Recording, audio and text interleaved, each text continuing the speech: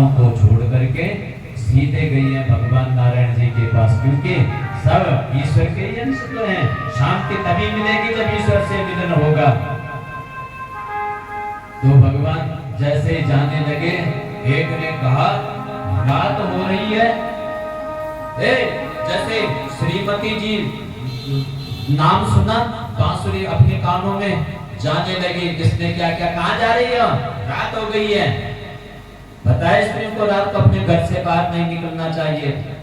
कितने राक्षस घूम रहे हैं, किसी ने शील का हरण कर लिया तो बाहर नहीं जाना। इसने कहा, हमने प्रार्थना की महाराज मुझे जाना पड़ेगा। क्यों? क्योंकि ये जो घर के पति हैं नकली हैं, और जो मंदिर में बैठे हैं वो असली पति हैं। तुम हो एक अगोचर सबके प्राणपति। सबके, क्या स्त्री, क्या पुरुष, क्या युवा, क्या वृद्ध, क्या बच्चा, क्या पशु, क्या पक्षी, क्या पेड़, क्या पौधे, सबके पति कौन है? भगवान नारायण। तो कहा मुझे जानना होगा। इसने कहा नहीं, मान नहीं रही हो। धक्का दिया अंदर को, बाहर से दरवाजा लगाया, छटकनी लगाई, ताला लगा गया, चाबी जेब में रख दी।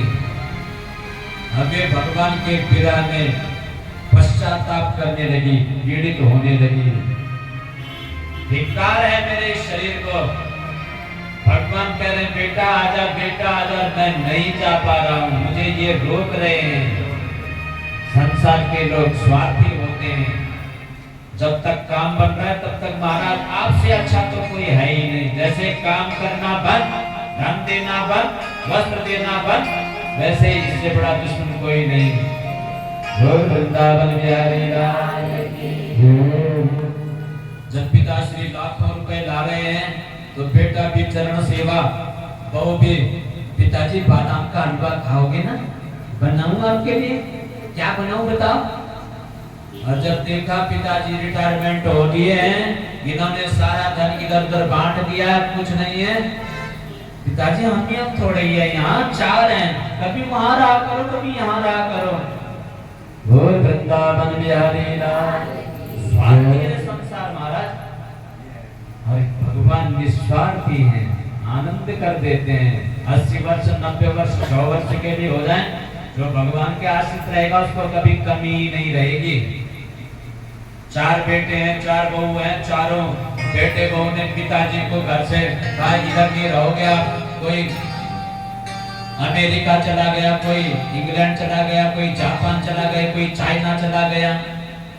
क्या पाया मैंने 4-4 बेटों को पाल पोस करके। लेकिन व्यवहार इतना सुंदर था कि अड़ोसी पड़ोसी सबने कहा आप चाचा जी, ताऊ जी आप चिंता मत करना। 10 बहुएं आने लगी, 10 बेटे आने लगे, चिंता मत करना, आपके बेटे ठीक अच्छी बातें पढ़ लिख करके विदेश चले गए हैं, हम है ना आपके साथ में। तो कहाँ 4 बहुओं का स्वार्थ था, यहाँ 10, 20, 25 बहुएं घर में आ गई, 25 बेटे आ गए। इसलिए भगवान का बन करके रहेंगे तो मृत्यु पर्यंत तो सुख मिलेगा, दुख नहीं मिलेगा, वियोग नहीं होगा, कष्ट नहीं होगा। और जो भगवान के विमुख हो गए तो छोटी सी बात में भी ऐसा लगेगा कि न जाने हमारा तो संसार ही उजड़ गया है। गोपी ने कहा धिक्कार है मुझे, आज मैं अपने परम पिता से मिलने से वंचित हो रही हूँ। इतना वियोग हुआ, इतना वियोग हुआ कि जो इसकी आत्मा थी उसने शरीर को छोड़ दिया, दिव्य स्वरूप प्राप्त हुआ। जो गोपियां पहले से दौड़ करके जा रही थी उन सबसे पहले पहुंच करके इसने सुंदर दिव्य स्वरूप प्राप्त कर लिया। बोल वृंदावन बिहारी लाल की। और सबसे पहले भगवान कृष्ण के चरणों में पहुंच गई, क्योंकि गोपियां पूर्व में भी मैंने निवेदन किया था, जिन्होंने जन्म जन्मांतरों में अपने शरीर को तपाया है वो गोपी बन करके आए हैं। क्या घटनाएं साधारण घटनाएं नहीं है। दंडक मुनि में भगवान श्री राम जी गए, वहां के मुनियों ने भगवान के स्वरूप को देखा, रूप को देखा। इतना दिव्य परमात्मा, इतने सुंदर हमारे भगवान बैकुंठ के नारायण हैं।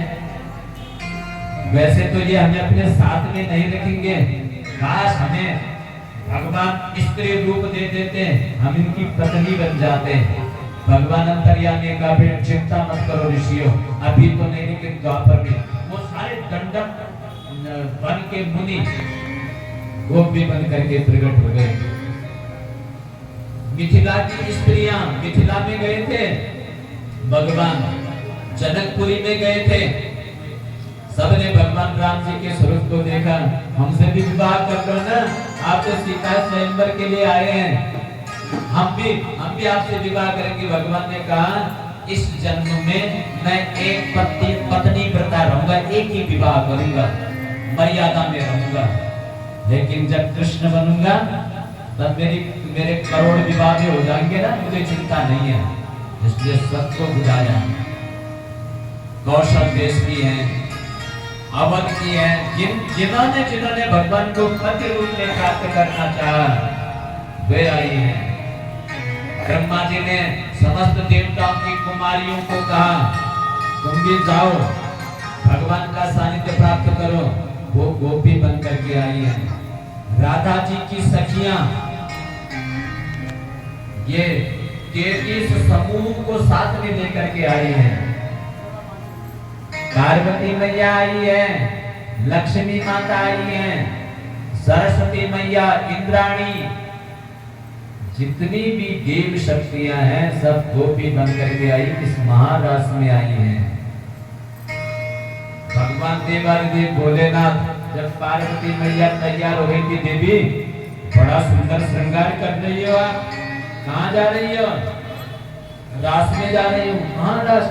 कन्हैया मेरे गोविंद रास खेलेंगे। हाँ मैं भी जा रही हूँ, मुझे भी ले चलो ना।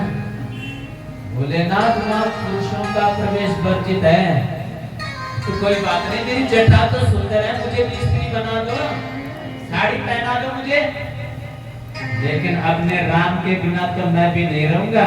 और देख लेना ठुमका तो मैं इतने सुंदर लगाता हूँ, बहुत सुंदर नृत्य करूंगा, गाना गवाएंगे तो गाता भी बहुत सुंदर हूँ। पुरुषों का प्रवेश वर्जिता। भगवान भोलेनाथ जी हट करने लगे तो माँ पार्वती ने सुंदर श्रृंगार किया स्त्री का और कहा भोलेनाथ घूंघट मत उठा लेना कभी भी भूल से। घूंघट उठा दिया तो ये जो शेषनाग भगवान है सब पहचान जाएंगे आपको, आपका चंद्रमा दिख जाएगा, जो चिता भस्म तुमने लगा रखी है वो आगे आ जाएगी, इसलिए ध्यान रखना इस बात का। ठीक है देवी जैसे आपको, लेकिन महाराज में मुझे भी जाना है। अब बताइए, यहाँ संसार में कई बातें ऐसे होती है कि तुम्हारा भाई कहाँ है, पति कहाँ है, कभी कोई ऐसी बात आती है और न जाने कहाँ रास रचा रहे होंगे, न जाने कहाँ रास रचा रहे होंगे। इतनी गंदी भाषा का उपयोग करते हैं कि अपने पूर्वजों को भी नरक में भेज, जो कोई पूर्वज स्वर्ग में रहे होंगे ना अपने कर्मों के अनुसार, हमारी प्रार्थना के कारण, वो उसी समय नरक में चले जा रहे। इतने मूर्ख को दिया, ऐसे शब्दों का ये उपयोग कर रहा है। ये रास साधारण रास थोड़ी है, जिन भगवान देवादिदेव महादेव ने काम को, जो सारे संसार को अपने वशीभूत कर देता है, उस काम को अपने तीसरे नेत्र से जला करके भस्म कर दिया था, वो भोलेनाथ जी महारास में आ रहे हैं। ये किसी की काम लीला थोड़ी है। बोलो जय श्री राधे।